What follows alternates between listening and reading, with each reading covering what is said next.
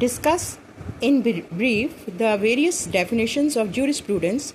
What, according to you, would be the most appropriate definition of jurisprudence?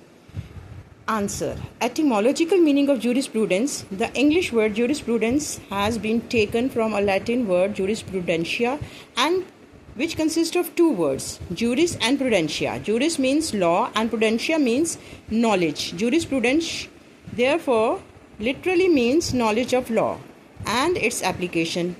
In this sense, it covers the whole body of the legal principles in the world. It studies the general terms of the law. Juristic meaning of jurisprudence.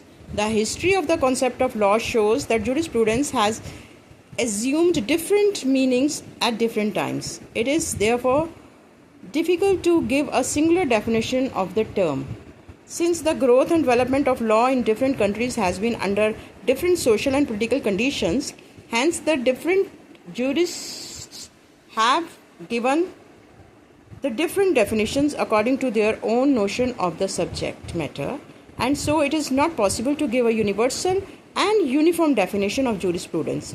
So the different jurists have defined this term in different ways. According to the Ulpian, jurisprudence is the knowledge of things human and divine, the science of just and unjust.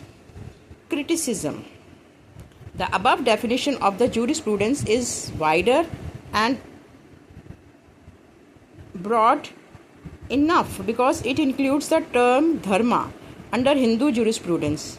It also covers the province of religion, ethics, and philosophy.